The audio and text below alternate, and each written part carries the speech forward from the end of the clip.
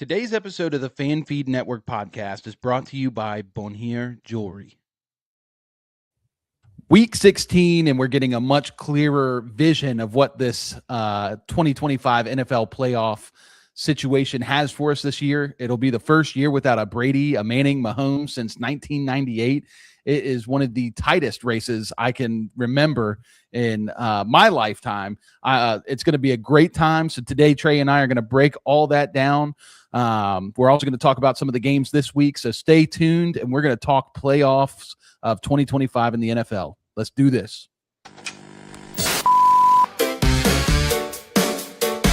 Every week a new headline drops. Game day fire and sideline shocks. Oh, soft fan feed. This. Welcome to the show. We're bringing the heat. No suits, no scripts, just takes from the street. Every week we break down the squads. Real fans. This is the Fan Feed Pod.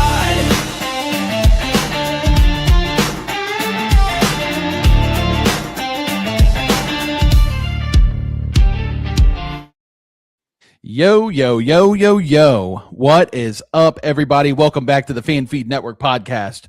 And man, we've made it to week 16, Trey. How are you feeling, dude? Dude, well, I mean, I'm doing extremely well. I'm on top of the moon.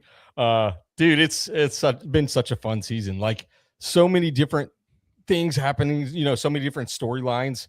Obviously, the Chiefs being eliminated already, is kind of crazy. Usually that doesn't happen until like February that they, get eliminated necessarily. But yeah, dude, it's been a really fun season. I'm really excited about week 16 and, what we're going to talk about tonight, especially. Playoffs are rapidly approaching. So it's going to be a good one. Dude, it's nuts. It's nuts. I'm every week for the last couple of weeks, I've been talking about how like fast the NFL season's going. And it just feels like time just keeps on slipping into the future, Yeah. Shout out to those who know. If you know, you know.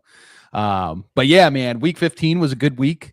Your Broncos went in and beat the Green Bay Packers. Yeah. Probably Bo Nix's best game of the year. I would say that's arguably the best game of his career. I'd say so too. Truly. I mean, incredible. He honestly, like, that is, I mean, it's debatable. But they're probably like a top 5 defense, I would say, in the NFL. Yeah. Overall. I mean, when total defense, I mean, they're really good against the run. They're decent against the pass. Michael Parsons obviously is out there. 0 sacks. Sacks are quarterback stats. So, ACL. Yeah. Well, he had 0 sacks. He had like 0 pressures before that too. So it's not like he wasn't, trying. It's not like he didn't have chances. Yeah. Yeah. But, I mean, I was just thoroughly impressed with Bo Nix. And I mean, everybody who's watched this show knows that I'm sort of been maybe not a Bo Nix hater, but lower on Bo Nix than most. Maybe you'd say I'm a hater. I wouldn't say you're a hater. I think you're lower on him because of how high I am on him. Right. And I think that's I kind of have to balance it out. Yeah, exactly. So and his games have been very frustrating. This was the game, man. This was like the game I've been waiting to see from him because I know he can do it. Yeah. And our boy, Film Watchers, this guy's been popping off. We've talked about him on Twitter and Instagram, but he had a whole video on Bo Nix and just was doing nothing but singing his praises of, his ability to read the defense, his ability to extend the play. I just, I could sit here and try to stay like a Bo Nix hater, but that just means I'm a hater. I'm not actually enjoying the game and judging him by his play. He balled out. Right. 4 touchdowns. And what was that? Was it 300 yards? He had 302 yards. He had 4 touchdowns. At one point in the game, he had 3 touchdowns and 3 incompletions. Like crazy stats. Yeah. But yeah, man, like it's being a Broncos fan is super fun. It feels like you've waited a decade for this, and then all of a sudden it just snowballs like so rapidly. It's pretty crazy how quickly, a well put together organization and a good coach can change the whole franchise. It's been a lot of fun. But yeah, I mean, I had this one marked for a couple of weeks as the true litmus test of the Denver Broncos. And now, being truthful, like 100% honest with you, like up until this point, it was like imposter syndrome that I was feeling. Right. I was like, what is actually going to happen when we run into like one of these top teams? Like, is it going to be last year when the Broncos went into Buffalo and they got slaughtered 31-7 in the playoffs? Yeah. Or is it going to be a lot closer? And, and I think a lot of that just comes from, having hopes up for so long, like so many years, and then it just getting torched every single time. So now I'm just very, very cautiously optimistic, like moving forward, but it's exciting. It's really exciting. And, it's not every year that a team goes on an 11-game winning streak. So I think the Broncos are legit. And now I think that people will use the Broncos as a litmus test for their teams. So the Jaguars, I don't want to like jump too far, like down into it before we get to like all your stuff. But, like the Jags coming up on Sunday, I think they're viewing this as a litmus test for them, to see where they are at on the totem pole. So, yeah, it's just really cool, man. Week 15 had a lot of big implications for the Broncos, but also the NFL as a whole. And I'm so excited that we get to talk about it in the next couple minutes. Yeah, man. I mean, and we've hit on how the Broncos, kind of started the ending of the Chiefs dynasty with that victory they had against them a couple weeks ago. Not to, hog the spotlight, but my Pittsburgh Steelers just ended the Miami Dolphins dynasty on Monday night. I don't know if you watched that one. It was pretty pathetic showing from the Dolphins, and now they're benching Tua. He's not even benched to like QB2. He's QB3 on the team. There's a chance Mike McDaniels is getting fired. Some would say pretty likely. They have all kinds of issues, and man, it looked like the end for the Dolphins. So hey, we're buddies. But I mean, that's something you and I.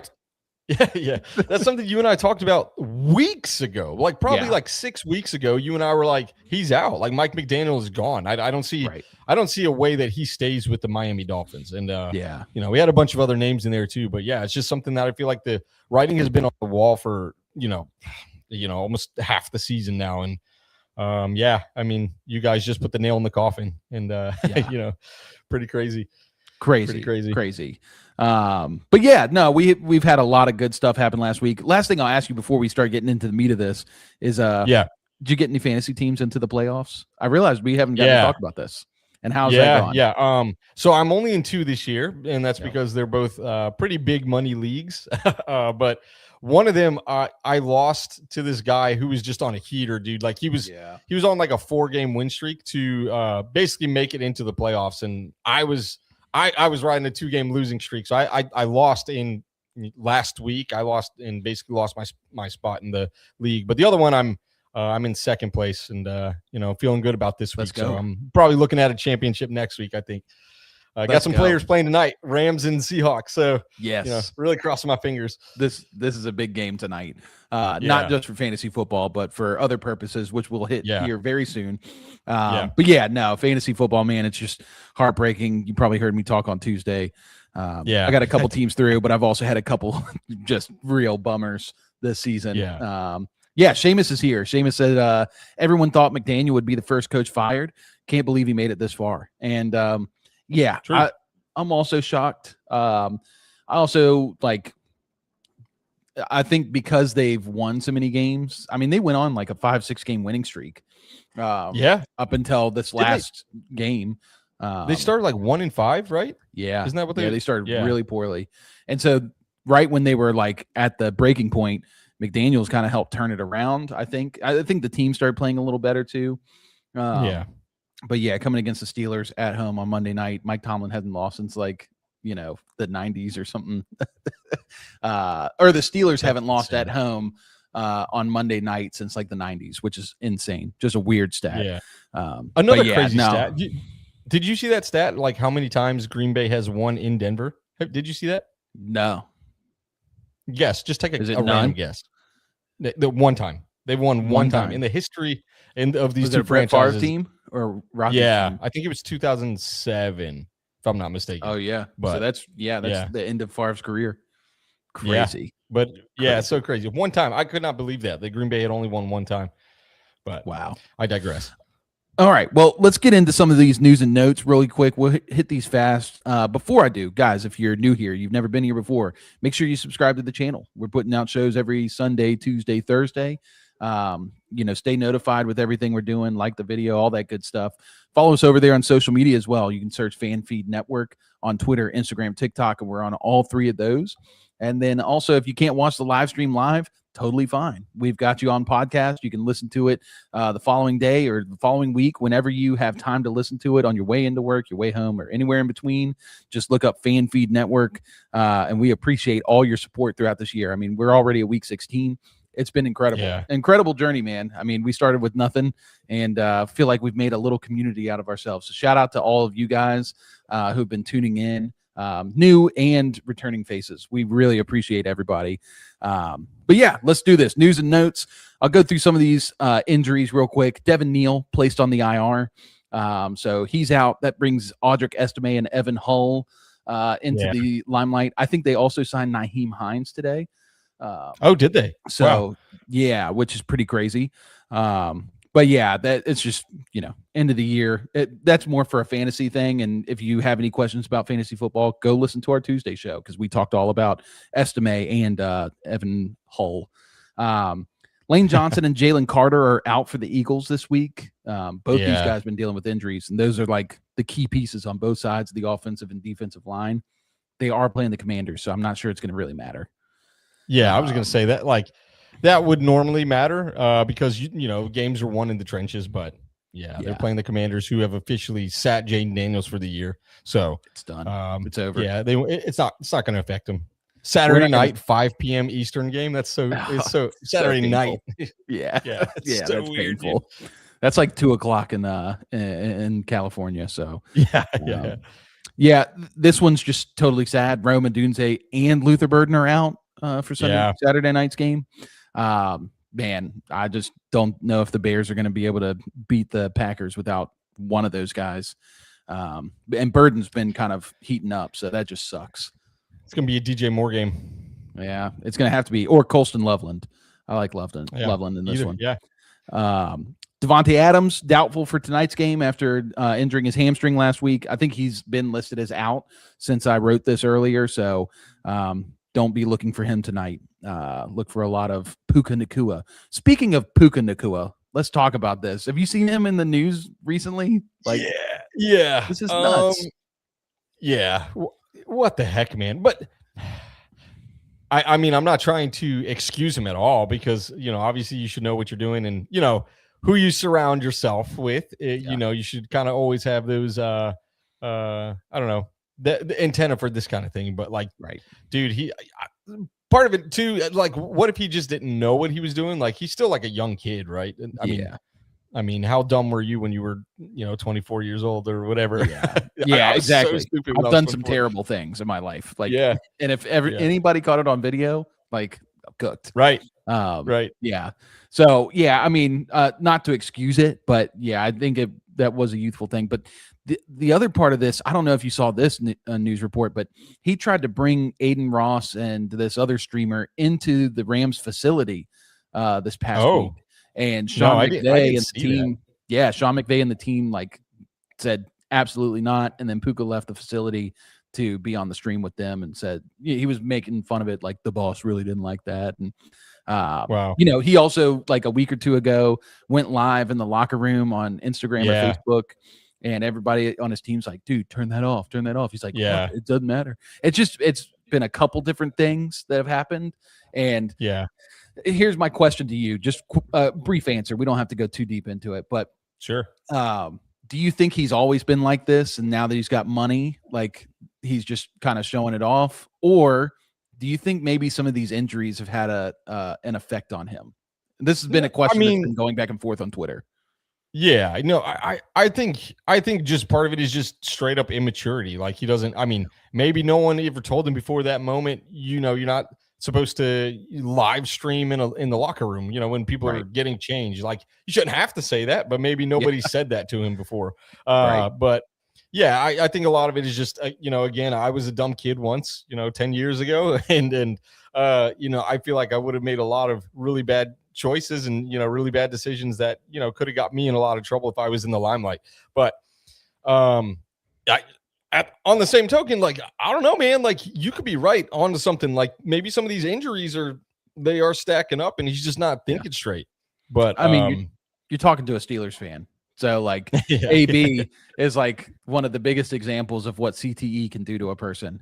And some people have argued like he just has always been like that, until, he got some money and then he got kind of cocky and full of himself, felt like he could do whatever. I don't believe that. I do think that like the hits that he took really affected him.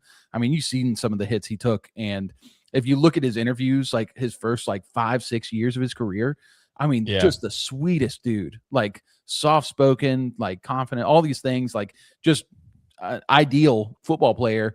And then, it just all of a sudden just like something cracked. And it was after some of these really bad hits he's taken. I don't know. It's all speculation.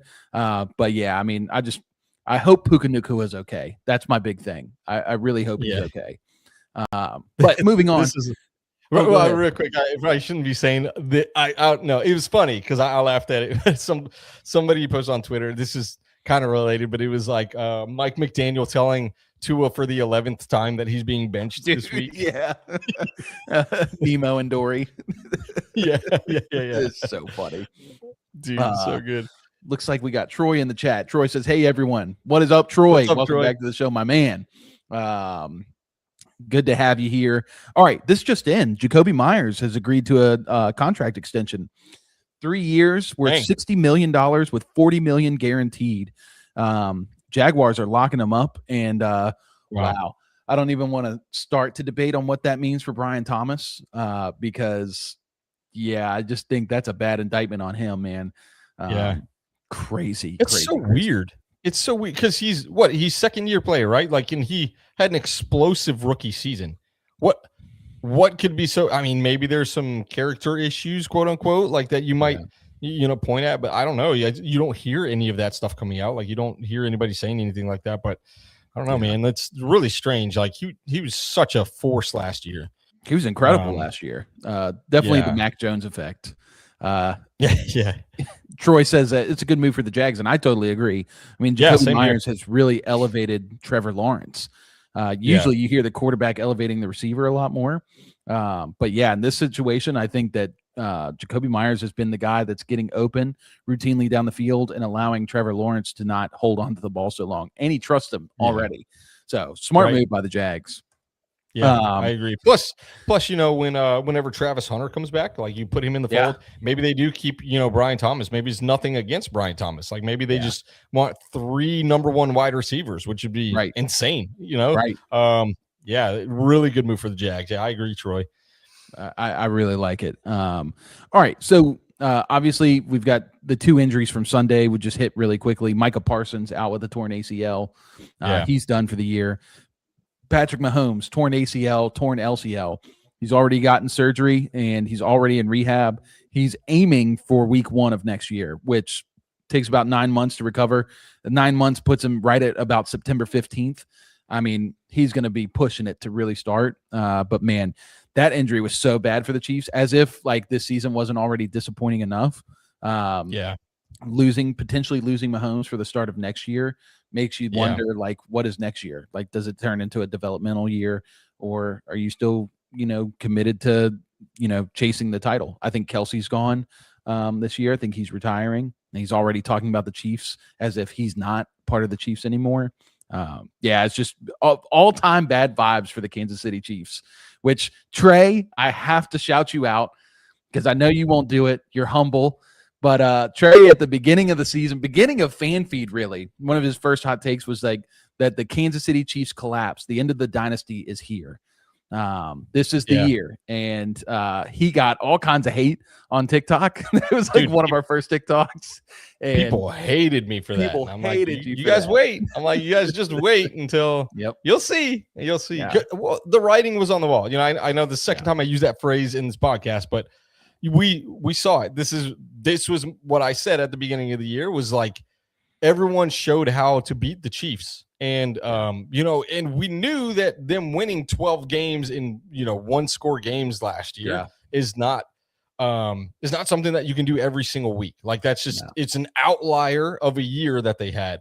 They had too many holes, they had too many offensive issues, and you can blame Rashee Rice, you can you can blame Xavier Worthy for getting injured early in the season. Like you can do all that, but then when they had both of those guys and they were still losing games, like there's something wrong. I think it's because Matt Nagy is the offensive coordinator over there. Yes, I think if you're going to make a move, what you do is you go out and you make peace with Eric Bieniemy and you bring that guy back, like whatever it takes, because they have been garbage since he left.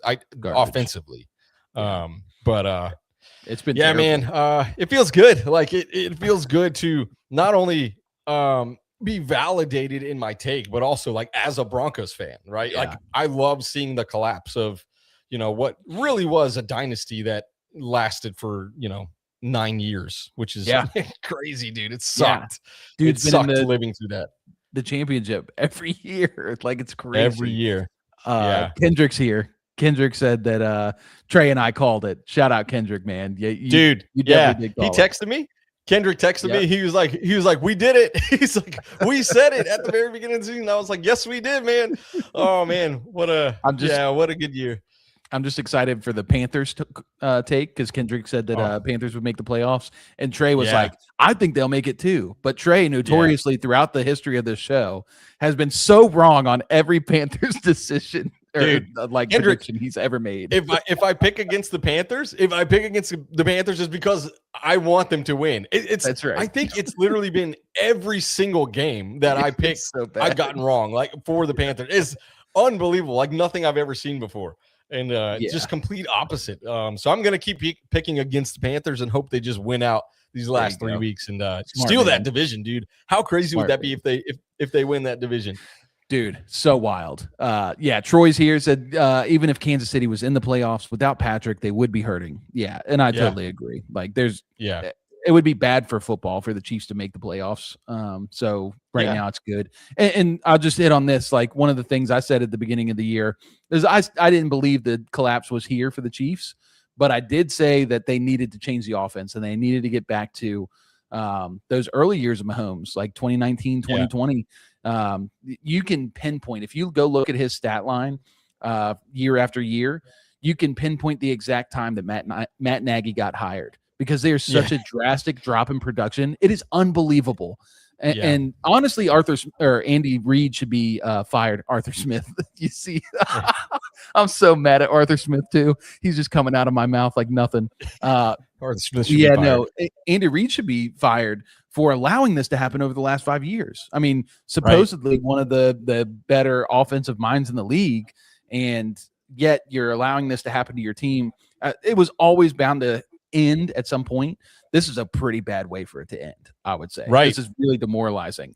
Like it's one thing. You know what's interesting is like, go ahead. Sorry. Oh yeah. You're good. Go ahead. I was going to say, like, there's always like that Super Bowl hangover that they talk about where I forget what that crazy streak was. It was something ridiculous. Like for like 11 straight years, it's like the team that won the Super Bowl lost or didn't even make the playoffs the next year, whatever that was. And obviously they didn't win the Super Bowl last year, but them missing the playoffs, I think is, I don't know, it's just a big indictment. I see what I think happened is that a lot of teams got better and they got worse. And so the gap just closed so rapidly this year. Yeah. And they just weren't able to overcome it. I mean, we talked about the Jaguars a few minutes ago. I'm sure we'll get back into them in a few minutes, but like Jaguars beat them like on that Monday Night Football game. Devin Lloyd went crazy, had that 99-yard pick six against them. And that kind of really showcased their weaknesses for the rest of the year. It's just interesting. It's going to be so interesting to see the playoffs play out, because I don't think that the Bills necessarily are a powerhouse anymore, and the Ravens look like garbage. Right. So it's like all of these powerhouses for the last 10 years that have been in the playoffs. Bengals are not going to make it. It's going to be really weird. It's really weird if Broncos and Patriots are like the teams. The top two. Yeah. Crazy. Yeah. Troy's here. Cowboys are having a hell of a Super Bowl hangover. Yeah, it's been quite a while. Like 30 years. What's this, since 95? Yeah, 30 years. Yeah. That's crazy. It's crazy. Yeah. Yeah, no, I think the Chiefs that haven't done really that great of a job drafting, to be honest. Yeah. All these offensive weapons that they've drafted, I mean, they've been missing on everyone. After they traded Tyreek, they draft Mecole Hardman as the Tyreek replacement. And I think they really thought that. And that didn't work out. They draft Xavier Worthy as another Tyreek replacement. And I mean, I'll be honest, he's not panning out really at all. Rashee Rice, I think they got lucky on, and I still don't even think Rashee Rice is that good. I think he's kind of a stat patter, but like we saw in those games, like especially against the Broncos, like, I mean, Rashee got shut down because he couldn't beat coverage. I mean, you see CeeDee Lamb or Jamar Chase or Justin Jefferson, they're going to struggle against a guy like Surtain, but they're still going to have somewhat of an impact. I mean, Rashee was completely blanked. Right. And so, I forget what he had on Surtain, but I think it was like 13 yards total on Surtain or something like that. It was something really, really low. It was, but it's like it was 3 catches and for 13 yards. I'm pretty sure. Yeah, but like Surtain got injured in the game against Cowboys this year. But CeeDee Lamb and George Pickens, they both had like 70 yards, and you're like, we'll live with that. We'll live with them having 70 yards because you expect a good wide receivers to do that. And same with Justin Jefferson. If we play him, we expect him to get 70, 80, against a good defense. But exactly. Yeah. But to your point, I don't think that Rashee Rice I don't think he's even close to that elite level. Like, being fast is not good enough for me to say like you're good. Who was that guy? He's really not that fast. John Ross. You remember when the Bengals drafted John Ross? He was like the fastest 40-yard dash or whatever. And then he did nothing in the NFL. If you go and search like fastest 40 times at receiver from the like draft combine, guarantee you're going to find like one of the biggest all-time bust lists because somebody's fast does not make them a good NFL player. Like trying to replicate Tyreek Hill. I have a buddy, me and him talked about this, that you can't replicate Tyreek Hill. He was crazy fast. He was also built like a running back, like a bulldog. Like, it's just stupid to even try. And really the all-time Chiefs blunder is pick 32 when they drafted Clyde Edwards-Helaire back in 2018, 2019, something like that. And that's when Jonathan Taylor was drafted, like the very next pick in the second round. They could have had Jonathan Taylor, and can you imagine? They were stuck with Clyde Edwards-Helaire. God is good, man. All time bad. So, all right. Last little note that I do want to hit. We already talked a little bit about Tua, but I just want to talk about his contract situation. Because people have been bringing this up. So right now he just re-signed like this past offseason, I'm pretty sure. That was this offseason? Either this offseason or just the one before this. Okay. I thought it might have been last year. But, oh my gosh. If it was this year, that's crazy. Yeah. Anyways. So right now he's got $54 million guaranteed in 2026. If the Dolphins were to cut him right now, that would leave $99 million in dead cap hit. Not good. If they cut him after June 1st, then the dead money would be $67 million in 2026, and then $31 million in 2027. So the Dolphins are still looking at a massive price gouging. This is so bad for the Dolphins, man, because they've got so many positions to rebuild. They've got a lot of aging pieces that might not get them much value on the trade market. And really what they need to be doing is investing in these rookies, but it's going to take some time. And I don't know who's going to come in as the coach. But they're going to have their work cut out for them. Like, this is really bad. I mean, it's very similar to, the Broncos when they cut Russell Wilson, right? They had $85 million.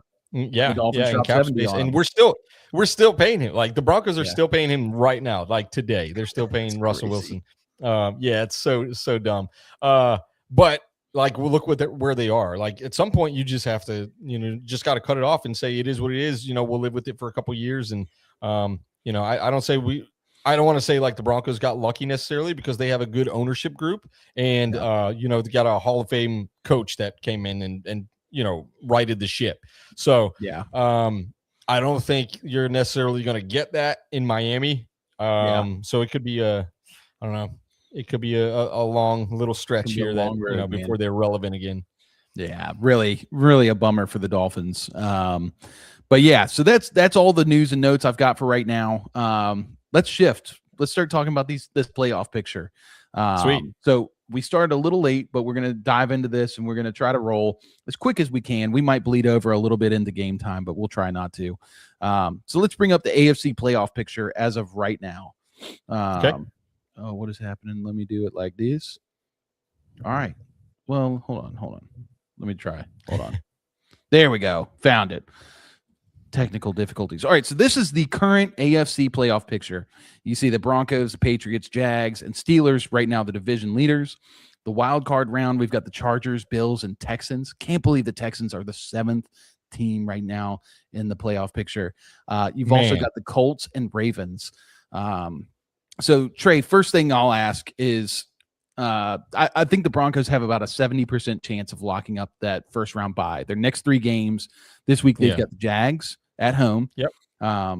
Next 2 weeks after that, they got the Chiefs in Arrowhead, but no Patrick Mahomes. And then they've got the Chargers at home in week 18. So how confident do you feel that the Broncos could lock up this number 1 seed? Yeah, very, very. The only thing they have to do is win 2 games. If they go 2-1, they have the number 1 seed. That's it. I think they beat the Jaguars on Sunday, and then I think I think Sean Payton wants to show Andy Reid something and will destroy his team. I know last year Andy Reid was pissed that they got shut out 38-0 in that final week 18, right? Or at least he acted like he was. I don't know. There's some speculation that they just didn't want the Bengals to get into the playoffs and make a run, that sort of thing, whatever. But yeah, I think that Sean Payton is going to play everybody next week regardless and just go crazy on the Chiefs. And why not sweep the Chiefs? But yeah, I think it's highly likely that the Broncos win it because the Patriots are obviously second, but they have what is really a 2-game gap between the Broncos and the Pats. So it's because of that tiebreaker. The Broncos swept the Raiders, and the Patriots lost to the Raiders. So they have to beat the Broncos record in order for them to gain that 1 seed. So Broncos would have to go 1-2. The Patriots would have to go 3-0. Like that's what would have to happen here. In order for I think even less than that, right? 3-0. Yeah, Patriots would have to go 3-0. Broncos would have to lose. Do they own the tiebreaker of the Patriots? Broncos own the tiebreaker, yeah. All right, so Broncos would have to lose 2 games. They'd have to lose to probably the Jags and the Chargers, and then Patriots would have to win the last 3. Right. So what I said was right. Broncos would have to go 1-2, and then they would have the Patriots would have to win 3 games. Yeah. So yes, I don't see the Broncos losing. I mean, they're on an 11-game winning streak, and I don't see them losing to the Chargers, who have no offensive line protecting Justin Herbert. Yeah. And I think it's a perfect setup for them because they got this game on Sunday. They're going to play 4 days later. So it's short week, playing on Thursday, Christmas Day, against the Chiefs, though. Like just a reeling Chiefs team led by Gardner Minshew.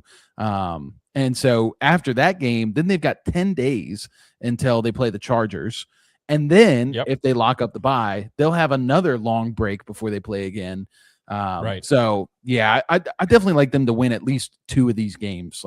I'll be honest, like I'm not really the biggest Jags fan. Something about this Jags game feels a little nerve-wracking to me. I think Liam Cohen is such a good schemer that this game is going to be pretty close. That's the closest one. I definitely don't think the Chargers are beating the Broncos, and certainly not the Colts or the Chiefs.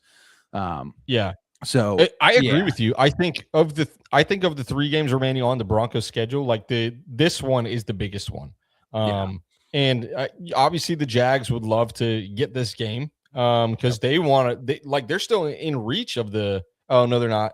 Yeah, I guess they are technically still in reach of the number 1 seed. And the Jags won out, and the Patriots lost. Yep.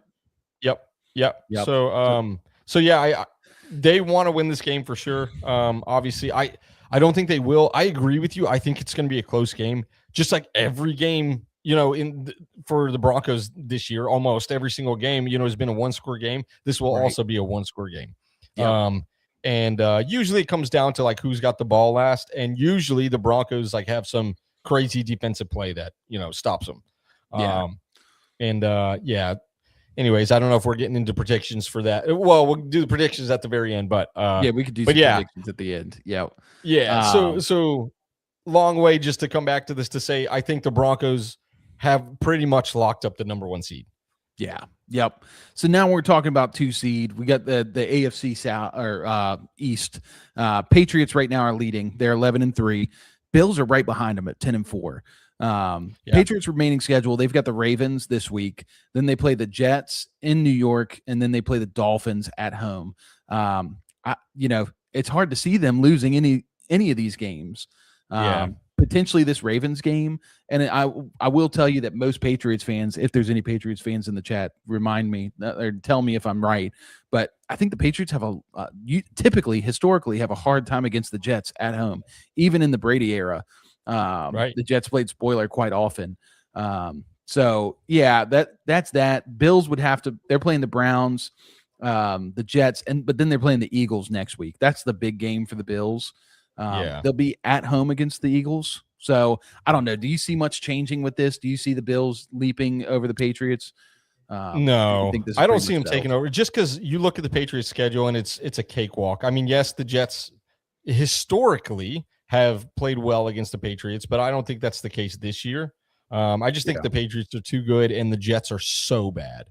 So you have, the Patriots have 2 very easy games in the Jets and the Dolphins to close out the season. So even if they lost to the meddling Ravens on Sunday night, like they're still gonna, they would still end, whatever it is, 13-4.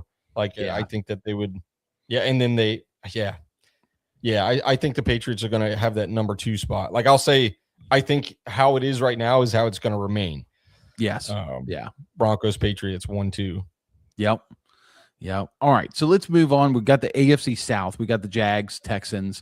Jags, obviously a game up, but they play the Broncos this week. Really big game for them. I'd almost see this as a must win. Texans remaining schedule. They got the Raiders this week at home. Easy dub. Chargers next week in LA, but I just don't trust the Chargers to be able to do anything against this Texans defense. And then Texans will play the Colts at home. So I feel like the Texans have a pretty good shot to win out. I've seen that they've had the toughest schedule over the past 6 weeks in the NFL, and they've won all 6 games. Texans are on an absolute heater, and not to toot my own horn, but this was my prediction early on, and I definitely jumped ship like halfway through the season when we did our mid-season review show on some of our hot takes. I was like, that's not happening. But, dude, they've turned around. Like, they've turned around in a massive way. And I'm back in. Like, I think the Texans are my favorite team in the AFC. I think they're going to the Super Bowl. And you said that. You said that in the preseason when I said the Chiefs are going to collapse. You said the Texans are going to be in the Super Bowl. That's what you said. And like we've hit 1 of 2 so far, and we're on our way for hitting that second one. Man, if we built that parlay back then, dude, Chiefs missed the playoffs, Texans to make it to the Super Bowl. That would be crazy. Money. Fat money. So tune in next preseason. We'll give you guys the answers. That's right. We got all the answers, baby. We'll make some money. We got the NFL script. They already sent it to us. Do you think there's a chance the Texans can leapfrog the Jags? Yeah, I do. I think so too. I mean, you just look at this week, right? Like the Broncos beat the Jags. They are now 10-5. Texans are going to beat the Raiders. They're going to be 10-5. It's very possible that the Jags also drop one to the Colts next week. Texans, they've got the Chargers. It's possible.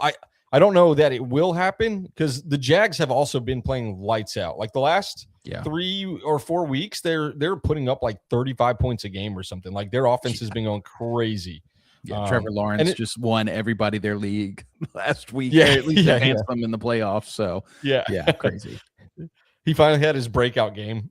Like 6 years into the career.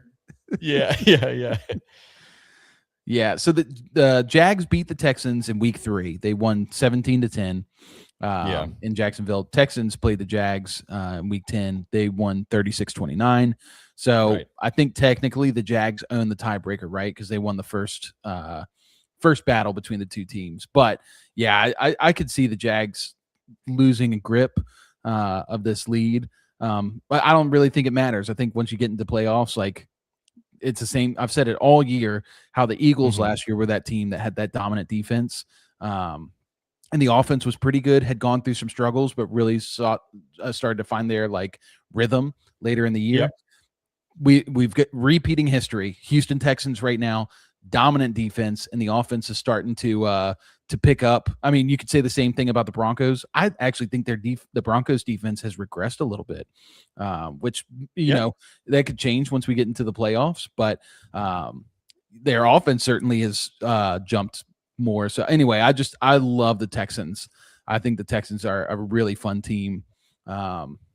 All right, last division here we'll talk about is the Steelers, AFC North. Steelers and Ravens. Ravens are still in the hunt. Steelers can really put away the division this week. Well, really the next 2 weeks by winning the next 2 games. So Steelers play the Lions this week in Detroit. That's going to be a tough one.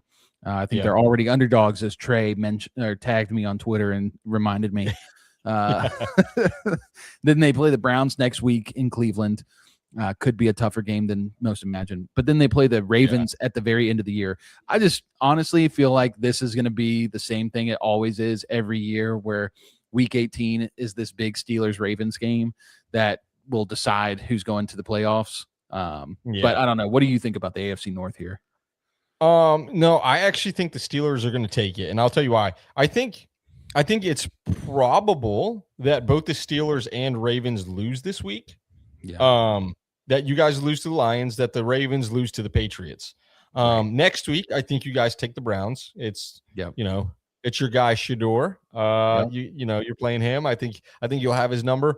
Ravens play the Packers, and the Packers are good. I think the Packers they're also playing in Green Bay, and I mean I don't know how well Baltimore's going to travel to like a really cold climate like that. Potential snow game. Let's crazy. Hope and pray for that. But I think the Packers would take that game, which would essentially make that final game irrelevant. Like it doesn't matter if you guys win or lose. Like you would still win the division. And so I think it's just pretty crazy that one of you could win the division with like a 9-7 record or whatever, so or 9-8 record or whatever it is. It's gonna be so gross. I can't wait for the first round exit. It's just so much fun. I mean the Ravens have a terrible schedule to end the season. Like they do have the Patriots this week at home, but it's the Patriots coming off of a loss to the Bills. Mike Vrabel, very familiar with Derrick Henry. And Derrick Henry's really been ineffective to this point. Lamar has been really bad this year. The offensive line has been really bad this year. I don't see them beating the Patriots, and honestly, I don't see them beating the Packers, like you said. And we could go all the way to week 18. As much as I don't like the Steelers and they bother me, I'm a Steelers fan, obviously, but they bother me. I don't trust them anytime. I don't think the Steelers are going to lose at home in week 18 to the Ravens. So, I think Steelers are in. That puts them. So we'll play out this AFC picture really quick. The predictions. So Steelers play the Chargers. Round 1. Who do you predict wins that one? Chargers beat the Steelers earlier this year. Yeah, I mean my gut would say the Chargers, but I don't know, man. Like the Chargers just dealing with so many injuries. And that's something I also said in the preseason. I said something's going to happen to the Chargers. They're going to get banged up because every single year they always have these massive injuries that just derail their whole season. And that's just happening. Like we're seeing that unfold. So I actually think that the Chargers would lose that game just with I mean, without something short of a miracle happening and them getting one of their guys back, which I don't even think that's possible at this point. But I just think that TJ Watt could have a heyday on Justin Herbert, and they could, I don't think Amari and Hampton is necessarily back. He had a pretty good game, but I don't know. I just don't trust the Chargers. I don't trust the Steelers either, just like you. But I think the Steelers would win that game. Yeah, and it would be at home for the Steelers, being a division winner, which is hilarious. So, we've just been so god awful in the playoffs, and I think we've talked about it so much for so long that I do think if we got into the playoffs this year, I think it would be different. We've got Aaron Rodgers at the helm. I don't see Aaron Rodgers crumbling under the pressure like we've had with the last few quarterbacks. I think that we would have a good shot in this game. It would be close. I'll go ahead and say Steelers just to say, we're having fun with this. So I like that one. Choosing optimism. Right. That's what you say. That's right. Choosing optimism. And really, here's the other thing, because Chargers have a brutal schedule to end the season too. This could easily change and end up being the Bills, because Chargers play the Cowboys this week, play the Texans at home next week, and the Broncos to end out the year. Chargers will have a good shot to be the 7th seed here. So, I mean, if it's the Bills, the Bills are beating the Steelers in Pittsburgh, hands down, easy, Yeah. I don't see it. Like, we are so bad against Josh Allen. And we just talked about it a couple weeks ago that the Bills ran the same play 29 times against Pittsburgh. Right. So bad. Right. So in this scenario too, let's play out this Jags. We'll say Texans would be the next seed. So let's say Jags play the Texans. So who do you see winning that one? I'm taking the Texans pretty easily. Yeah, I think and maybe this is a good time for this, but I feel like we might need to say like who we would want to see the least, like in both playoff pictures. Like, who do you not want to face? Period. They're the scariest team. The Texans and then the Bills. You think so? No, I don't think the Bills. The only reason I say Bills is just because Josh Allen is like superhuman. I'm not scared of the Patriots. I'm not scared of the Jags. Not scared of the Chargers. Like Broncos, probably. But I mean, I don't really see it as like seeing them. Like that would be the division championship. I haven't even thought that far as a Steelers fan. We're not getting there. So well, and I'm not saying like who are the Steelers scared of seeing. I'm just saying like just in general. In general, like if you were putting out a list of which teams do you not want to see in the AFC playoffs, regardless of who your team is, let's say you're a fan of a team in the NFC, you're looking at the AFC, you're like, who would I not want to play in the AFC? I do think the Texans would probably be number one just because of their trajectory right now. Right. And then I would put probably the Broncos because like those are the top two defenses. Yep. Like that. Yep. And that's what it boils down. Like you mentioned this earlier, but the defense is really what's going to carry a team to a championship. And and then you just sprinkle in some offense and, it seems like the offense is clicking finally in Houston. So man, I don't know. So anyways, long way to say, I think the Texans would beat the Jags in Jacksonville. Yep. I think the Texans beat the Jags. Say the Patriots play the Chargers. I think we both agree. Patriots win that one. In New England. So the following game would probably be Texans against the Broncos, which would be a rematch. That'd be a good game. And then the Bills versus the Patriots, which is another great rematch. Wow. Yeah. If we're having fun, I'm saying Texans and Bills go to the championship. But it could easily be either team. Like all four of those teams, I enjoy them. Right. Yeah, that would be a really fun like playoff bracket. That would be such a good slate of games. It's not going to work out that way because it never does. There's usually like a team that squeaks by and you're like, oh man, that kind of sucks. Like, and then they just get blown out in the next round. The Pittsburgh Steelers and the Pittsburgh Steelers looking at you. The Broncos get revenge for 2005 when the Steelers beat them in the conference championship. In the conference championship. Dude. I mean, I think that we're just in for a really fun slate of games for for this AFC playoff picture. Yeah, it's going to be so fun. Really am excited to see how the AFC lines up. And if anybody else out there is doing like playoff best ball, I don't know if anybody really knows about it, but playoff best ball is like it's basically fantasy football drafts. And there's a whole lot of strategy that goes behind it, but you can win $1 million and put down like $5 per draft. I'm going to be doing some. So if anybody wants to do some with me, hit me up. It'd be a lot of fun. But yeah, Trey, let's move over to the NFC side. We've talked AFC. We've talked about our 4 favorite teams. Now let's pull up this NFC playoff picture. Here we are. Got the Rams right now, division leaders. Big game tonight. Rams versus Seahawks. Both teams are 11-3. Rams obviously beat the Seahawks early on in the season, but then the Rams lost to the Panthers. Could turn out to be a very crucial loss, because here's the thing, dude. Here is the crazy part of this. If the Rams lose tonight to the Seahawks in Seahawks jump to the 1 seed. And then the Rams are tied with the 49ers in the wild card. Dude. Isn't that wild? The NFC West is insane. It is insane how good it is. 3 teams with double-digit wins in Week 16. There's 3 games left. It's crazy. Man, so imagine being the Cardinals. Yeah, it's just you have like 3 older brothers that always bully you, and like you have no shot of winning like any game that you play. Or how much do you think the Cardinals are going to pay Jacoby Brissett next year? Oh, they're not going to pay him. No way. They should 100%. We'll have to save the Kyler Murray discussion for another podcast, because that's another Tua situation. Big cap hit. All right, number 2, we've got the Bears. Big game this week for the Bears. They're playing the Packers. Packers, as you can see, are 9-4-1. Bears are 10-4. So very big game. This would give the Packers a half-game lead against the Bears, and the Packers already have the tiebreaker over the Bears. Right. So another huge matchup in the NFC. Eagles at number 3.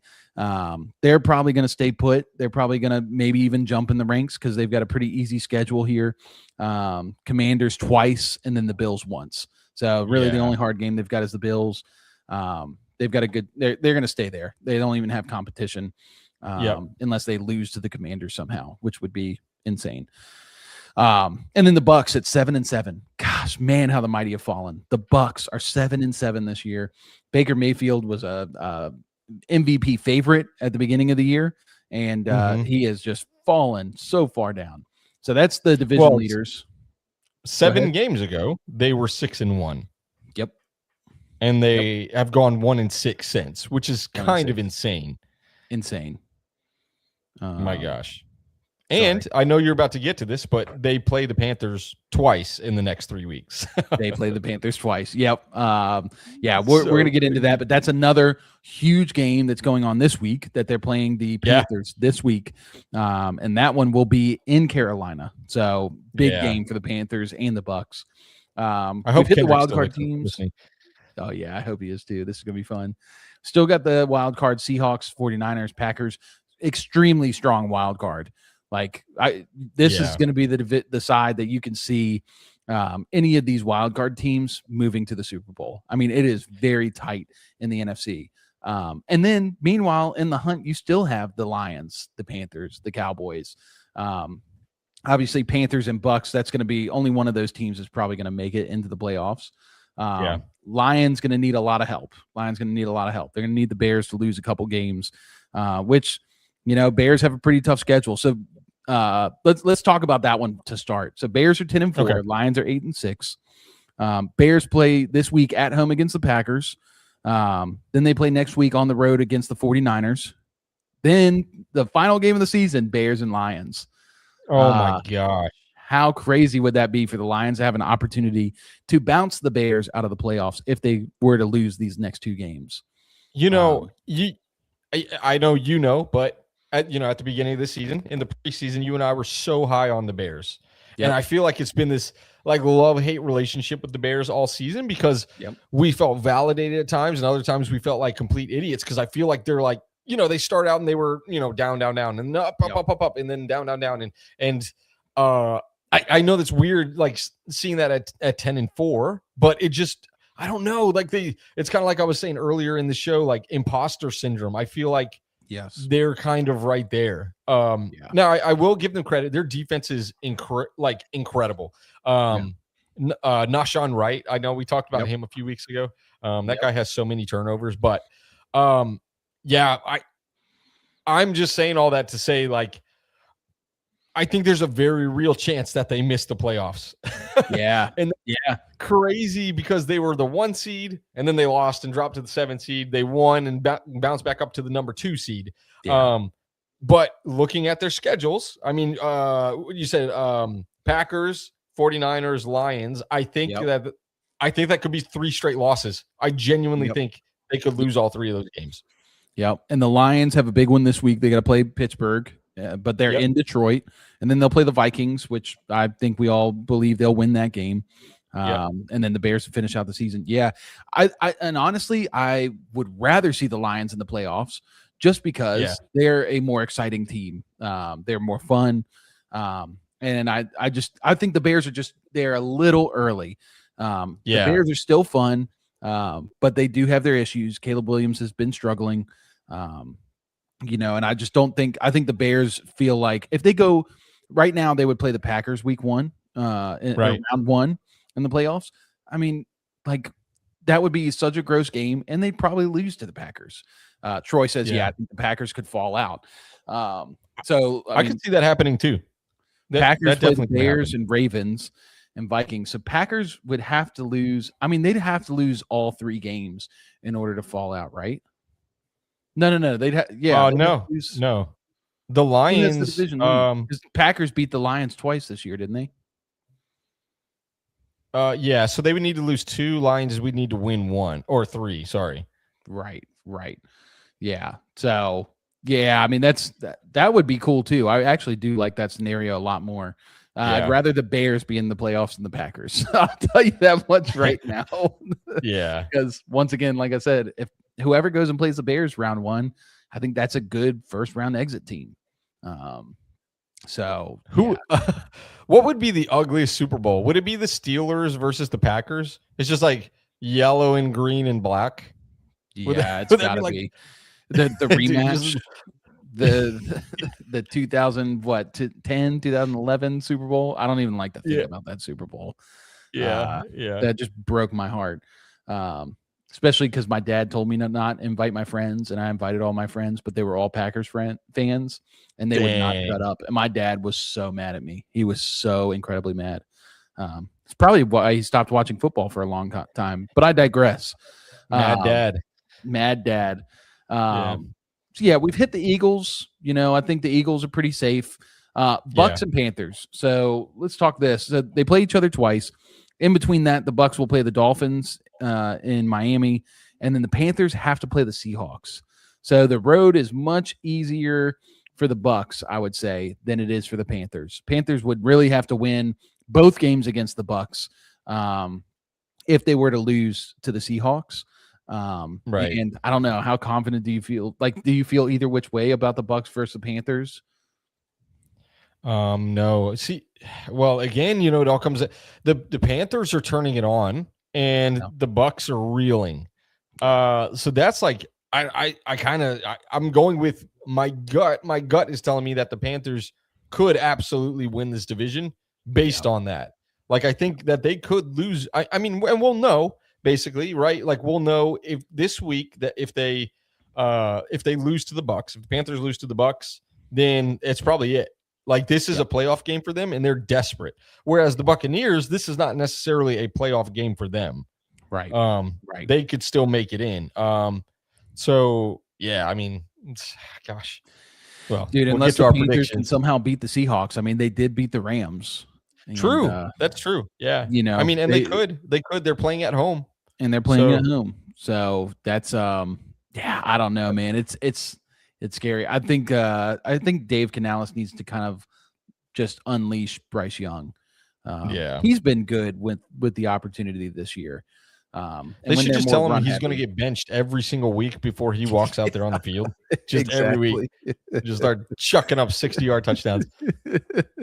My gosh, I texted Kendrick last week, and that Jalen Carter touchdown, I was like, oh my gosh, that was such a dime, just a dot. Oh my gosh, it was such a good throw. Yeah, good throw, good catch. Yeah. So I mean, really nuts. The Cowboys to get in, obviously, this is probably the largest road. Is they've got to win out, and they've got to hope that I I don't really see the way they get in, honestly. Packers, I think because they tied the Packers, maybe they'd get in. I don't know. What would the tiebreaker be at that point? The Cowboys, I think the only way that they can get in is if the Eagles lose out and the Cowboys win out. I think that's the only way that happens. Yeah. And that's just because they have a tie instead of a loss. Right. So that's why they're still in the race. But yeah, NFL.com, I saw this the other day. They said the Cowboys have less than a 1% chance of making the playoffs. Yeah. So I think that's the only way they can, but they are still mathematically in the race. Right. Yeah. I think we'll just avoid talking about the Cowboys in this one. Sorry, Seamus. If you're still here. Sorry, man. All right. Well, I'm going to take a page out of your book and ask you the same thing you asked me. What teams on the NFC side are you scared of? Yeah, easy. The Rams. I will start there. That's what I'm scared of. And then the Seahawks. The Seahawks are second. Yeah. Let me see. You want me to put a list together?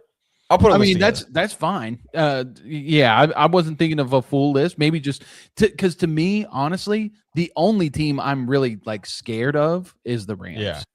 Right. I think there's chinks in all the armor of all these teams. Seahawks have Sam Darnold, who we've seen, is not very good in prime time. And their defense can be beat. 49ers just riddled with injuries across the defensive side. Yeah, Kendrick losing to the Saints Sunday hurt my soul while we were playing a solid game in the first half. Yeah. Dude, you got shucked. Tyler shucked. It really shucked. Shucked for the Panthers. Man. But yeah, Packers. I mean, the Packers are probably one of the most fake teams in the NFC.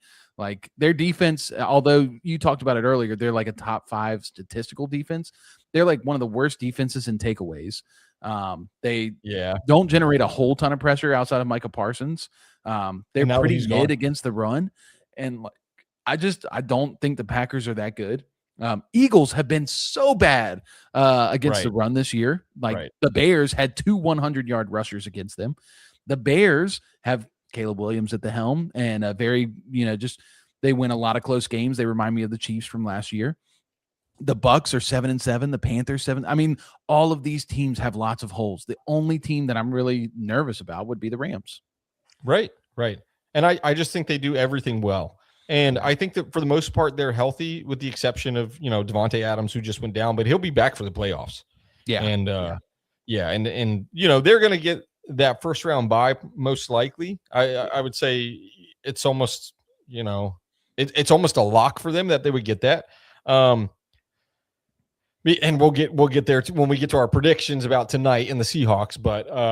But yeah, I don't think that really matters. But playing them on a neutral field like that kind of scares me. Like if the Broncos made the Super Bowl against the Rams, like I might put money on the Rams to win that. That's kind of where I'm at. I think that they could potentially be the best team in the NFL, even having lost to the Panthers and I don't even remember who they lost to the other 2 games. But it doesn't matter. Yeah, it doesn't matter. Not at this point. But yeah, I mean that's where I stand. We'll really quickly touch on this Rams Seahawks game tonight because this is so big. Because let's play out the scenario. The Rams lose. The Seahawks win. Rams have to go play the Falcons next week, which I think is an easy win. Then they'll play the Cardinals at home. Easy win. So they would be sitting at home waiting on the Seahawks to lose. They would own the tiebreaker because they won the first game against the Seahawks. Now, here's the Seahawks schedule. Seahawks would play the Panthers and then the 49ers. 2 potentially tough matchups. But I do think the Seahawks could win out in all those games. They're just so well coached and their strengths are really like the 49ers weaknesses. So, I feel pretty good about the Seahawks' chance to actually take over the bye if they can win tonight. But this game tonight's going to be kind of weird. It's been raining all day. I think it's supposed to stop before the game, but the winds are going to be up to almost 30, 40 miles per hour. So could be in for a really run-heavy game. I mean, who do you think is going to win tonight? If we're just jumping into it, I think that the Rams are going to win again. I think it was Jeremy Fowler from ESPN who put this out today, but he said since the beginning of last year, the Sam Darnold is 0-3 against the Rams with like a 34 quarterback rating. Wow. And he's had like 3 touchdowns to 5 interceptions in those 3 games. Wow. Yeah. Which, like, for perspective, all of the other teams he's played, he's got a 25-4 record. Where he's got a 60 QBR and he's like, it's something like 55 touchdowns to 20 interceptions or something. I'll have to go look up the exact number. What's the touchdown to interception ratio against the Rams again? It's 3-5. So that's crazy because 4 of those came in that game earlier this year. That's true. That's true. Yeah. So I guess those numbers could be a little very good point. The numbers could be a little over fluctuated, and we reviewed that game. If anybody wants to go back and look at that, it'd be probably a fun watch while you're watching the game tonight to see if you see some of the similar things. But I mean, Darnold, 2 of those picks we both agreed were not his fault. And I mean, I'll give it to Sam because I've seen him crumble. He didn't look like he was crumbling. I mean, Seahawks had a lot of chances to win that game. In fact, they missed that field goal at the end of the game. And it was like a 60-yarder that would have, I think, tied it. So they had a chance to win that. I don't know, man. Seahawks are a good team, and they play the Rams well. I'll say the Seahawks win tonight. Wow. Yeah, wow. I'll go with it. I just think that in Seattle, the weather factor, even though I think the Rams played great in the weather, as we saw against the Eagles last year in the snow in the playoffs, I'm here for the chaos, and I think this brings a lot of chaos, and it's something that we're not expecting. I think the Seahawks can win this one tonight. So all right, look, we've hit both of these, the AFC and NFC. So now I briefly want to talk about our predictions. Super Bowl prediction time. Who do you think is going to make it on the AFC? Who do you think is going to make it on the NFC? Oh, my gosh. From the NFC, I do think the Rams are going to make it.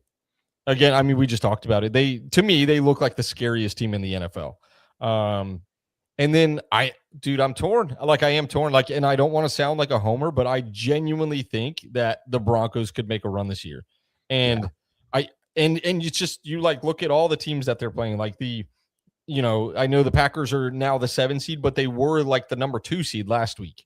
That's where they were sitting, until they lost. And now they're the 7 seed, but they were the number 2 seed in the NFC.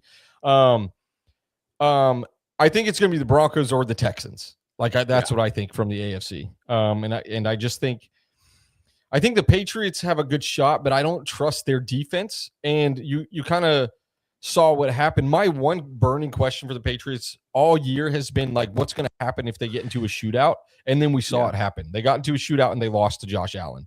And it's just, if you're not able to stop anybody, if you run into a half decent quarterback, like Bo Nix or CJ Stroud, and they've got a stifling defense on the other side. I just think that the Patriots could lose. But I think the Patriots fix that in the offseason. Anyways, so that's where so I think Broncos or Texans against the Rams. I'm almost willing to put money on both of those slips right now. Right. Yeah. I feel very similarly. On the Patriots thing really quick, I'll just touch on that, is that, they don't have any receivers. The run game was fantastic. Shout out to our boy, Travion Henderson. What a dog, man. Let's go. He has the most touchdown runs over 50 yards, or he's top 3, top 5 in the past couple years, or maybe no, it's in a rookie season. Most games. What is it, 3 touchdowns? I think it's 3. Yeah, Saquon's the other one. Okay. Wow. Yep. So very good company for a Travion Henderson, whom Mike Vrabel can't stand. So shout out Mike Vrabel. I'm gonna say the Steelers and Packers make it to the Super Bowl. I just you gonna invite all your Packers friends over? I'm gonna invite my Packers friends, and then I'm gonna take them out. I think we're on a very similar page. I said the Seahawks I think would win tonight. But I think this is one of those one-off games where the Seahawks are just going to play well. They're very amped up. But the Rams, here's the 2 things you look for in the postseason. Number 1, strong defense. Strong defense is a must-have. And then the second thing is experience. and especially from the quarterback position. And you look at the NFC, and I see a lot of teams that don't have a ton of experience going into the playoffs. I mean, the Eagles would be one, but I just think that they're really shaky. Bears don't, Buccaneers don't, Seahawks don't, Niners do, but they're also decimated with injuries. Yeah. And then Packers don't really. I mean, they've been in the playoffs, but doesn't mean they have a ton of good experience. So, yeah, I like the Rams because they have that experience to win in the NFC. And then coming into the AFC, I think I can't shy away from it. It's the Texans, man. Like, if they keep playing like they're playing right now, which, when Davis Mills came in for the Texans and brought life into that offense, Davis Mills might be the MVP of the season for the Houston Texans. That was the time when their season turned around.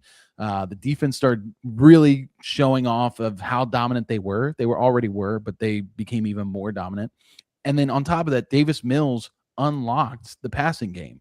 And I think it allowed Stroud to sit back for a few games. He was in concussion protocol, but I think he just was able to sit down on the bench, watch Davis Mills go out there.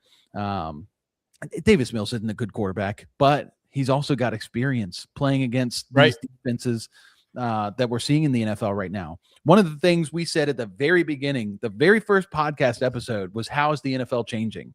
And we talked about shifting from this pass-happy league to a more run-focused league. And this is what it was in the early 2000s to the 2010s, 2012. It was pretty run heavy. When you played fantasy football, you were drafting running backs in the first round because they were the most valuable players. And we've shifted to that. That's when Davis Mills was balling. That's when Davis Mills was pretty good, not balling because he really wasn't good, but now you see him coming in and he's being able to read these defenses and make really good reads as a quarterback. I think Stroud got to see that. So I love the Texans. If it's not the Texans, I think between the Broncos and Bills, and I think the Broncos are the stronger team, but we talk about experience in the playoffs, and we talk about this for the Bills, for Josh Allen. This is the moment you've been waiting for. There's no Patrick Mahomes. There's no Lamar Jackson. These two guys who have been a thorn in your side for the last 6 years are not in the playoffs. The road is paved for you, but the team has to play well. And that's the biggest thing about the postseason. We've seen it with all kinds of teams that, they have superhero quarterbacks, even the Chiefs, they couldn't make all these Super Bowls without having a full team together. So Bills, I feel, are the lesser, but I can't rule out Josh Allen. I think Josh Allen's too good. So I'll go Houston Texans, Rams, and I'm going to say the Rams win the Super Bowl. I'm going to say the Rams win the Super Bowl 27-23. Rams win. Wow. So you think the Rams could put up 27 on a – huh? I said Rams. I meant Texans. My bad. Oh, okay. I was gonna say you're gonna see the Rams put up 27 on the Texans defense. I could see it. I mean, if Jacoby Brissett and Trey McBride can, squeak their way to 20 points, then I think Sean McVay will be able to read the defense. And the Texans one probably worst weakness on defense is against tight ends, which we talked about the Rams and how they've been using this 13 personnel. That could be the thorn in their side in that game. So it'll be close, but 27-23. Something else. Texans. So before I know we gotta go because it's 8:30 already. But you did. One other team I do want to put out there as a dark horse Super Bowl contender would be the Jags. Actually, really, because something that the Texans are they're actually really bad at containing the quarterback run, and something that Trevor Lawrence is very good at, especially lately, is using his legs. He's got 6 rushing touchdowns or something this year. It's crazy. Or 7 rushing touchdowns. It's a lot for a quarterback. Yeah. I saw firsthand when I was watching the Broncos play the Texans. Texans had to stop the Broncos one time to keep it tied 15-15. And Bo Nix scampered for 30 yards just right up the middle of the field, and that set up the game-winning field goal is because they're not able to stop those mobile quarterbacks. And so, that's just one area I think that they could falter in a little bit. Now, if they played the Rams in the Super Bowl, they won't have to worry about that because Matthew Stafford is a statue. Statue. But yeah, anyways, I think the Jags are good, man. We'll talk about this when we get to the our picks in a second, but they're low-key a little bit scary. I think they are a good team, and it's mainly because they're coached well. I think they have a good run defense. They're not very good against the pass, but they are opportunistic. So they remind me of the Bengals when they went to the Super Bowl against the Rams. The Bengals defense was not very good. They weren't terrible like they are now, but they were a turnover defense. That's really big in the playoffs, really big. If you can win the turnover battle, I mean, a lot of times you'll win the game. So I don't disagree with you. I find it really hard to trust Trevor Lawrence. He played like Superman last week. It's not Trevor Lawrence that I trust. It's the rest of the team. Do you know how many picks the Broncos have this year? Do you know how many interceptions we've got? 9. Do you know how many the Jags have? Probably 12. 18. 18. Yeah, that's what I'm saying. The linebacker, he's got 5. Okay. That's crazy. Like, they want you to throw to the outside because, they want you to throw to the inside, but they're daring you to throw to the outside so they can pick it because Devin Lloyd is just so good in the middle. But, who's their coordinator? Anthony Campanelli. Crazy. I thought it was somebody else. But anyway, I could see it. I'm not trying to poo-poo on it. I just that they would be my 4th ranked team in the AFC. So, current update, Seahawks are up 7-0. Zach Charbonnet touchdown run, and I think the Rams got the ball first, and they stopped them on defense. So, this is gonna be a good game. So it's gonna be good. I can't wait to watch it. Let's get out of here. But before we do, we're gonna speed run these games. Give our game picks. Once again, I forgot to go back and get our record from last week, but we'll get that. All right, so we got Rams Seahawks tonight. I think you said Rams, I said Seahawks. Yep. Cool. All right. So Saturday, we got games on Saturday now. 2 games. Eagles at Commanders. Eagles. Packers at Bears. Ooh. I'll take the Packers. Yeah, I'm taking the Packers.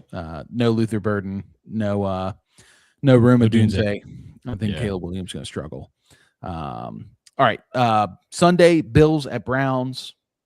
Bills. Yep. Chargers at Cowboys.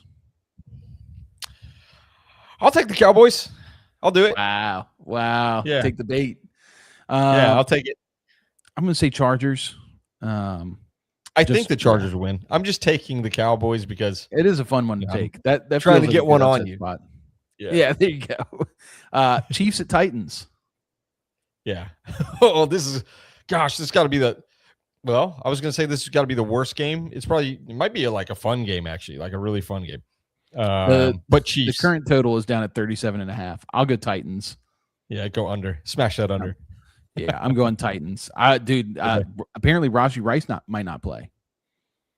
Yeah, I mean, Travis Kelce's already retiring, and Rashee Rice is going to. I mean, I think they are so done. And Gardner Minshew, love Gardner Minshew, but he's not very. They're already on vacation. All right, Bengals at Dolphins. Mr. Quinn Ewers at the helm for Miami. Yeah, Bengals for sure. Yeah, Bengals. Joe Burrow is going to get this monkey off his back. Jets at Saints. Yep. Saints, baby.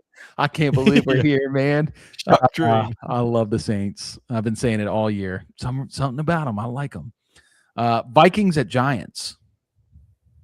Oh, give me the Giants. Dart season, baby. I'll take the Vikings. I know JJ's been pretty bad, but that Giants pass defense is so bad. And I think the Vikings defense is pretty good. So Buccaneers at Panthers. I'll go Panthers. All right, good. I'm going to take the Bucks. Kendrick, this is for you. I'm taking the Bucks so that the Panthers win. You're going to see They're gonna win now. Like, put money on it. That's how bad it. Dude, I'm so cursed. Watch this be the game that I know the curse reverses, because we've talked about it too much. The moment I say put money on it, it's like no. Yeah, exactly. All right, Jags Broncos. Yeah, I'm taking the Broncos. If this was in Jacksonville, I might actually take Jacksonville, but I'm gonna take the Broncos because they're at home. I'm taking Jags. I think Liam Cohen's been gearing up for this one. So, all right, Falcons Cardinals. This is probably the most fun game. Yeah, give me the Falcons, baby. Kirk Cousins, Captain Kirk is back. Nah, man, give me Jacoby Brissett and them Arizona Cardinals, baby. All they need is 1 or 2 turnovers on Captain Kirk. Steelers at Lions. Yeah. Talked about this earlier. I'm going to take the Lions because I think, again, they're in desperation mode. I'm taking the Steelers. I'm riding with my boys. Yeah, I'm going to ride with them. Must-win game here. And I think their defense is playing a lot better. We didn't talk about that, but Joey Porter Jr. and Asante Samuel Jr. A lot of juniors. Seems like Mike Tomlin has a type. So, yeah, they're playing very well. Raiders at Texans. Raiders. Texans. Dude, man, imagine the NFL if the Raiders won. Yeah, we'd have to scrap this entire episode. Yeah, we just take it down. Just delete this whole episode. You just delete the whole episode and send it into oblivion.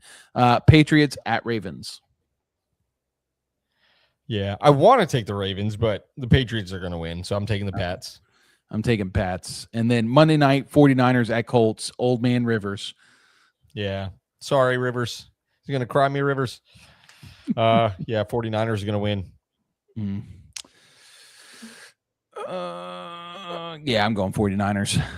I can't do it. I wanted to take the Colts, but I just Phillip Rivers, man. Did you realize that Riley Leonard is actually healthy? And they're choosing willingly to start Phillip Rivers? That's crazy. Yeah, it's pretty crazy. That. I'm sure it's just because, like you said, experience, right? Like you've got a guy who's been in the playoffs. He's won playoff games. Like, I mean, he just knows how it is. And they're in their playoff push. Like they were at one point the 1 seed, and now they may not even make the playoffs. So, I understand. I mean, I don't get it, but I understand why they're doing it. Yeah. Yeah. All right. Well, that's it. Rams Seahawks game's going on, so we got to go so we can go watch this. Let's go, baby. It's gonna be a good game. But yeah, everybody, thank you so much for being here. Thanks for hanging out with us. If you haven't already, like the video and subscribe to the channel. We really appreciate all that you are doing to support us. You can also follow us over there on Twitter, Instagram, TikTok. We're active on all 3. And then if you can't listen to the live stream, always have a chance to listen to it on podcasts, anywhere podcasts are streamed. And with that, everybody, we will see you on Sunday to review all the games that have gone down. So we'll see you next time. Ladies, we did the research for you. Fellas, pay attention. We've partnered up with Bonheure Jewelry.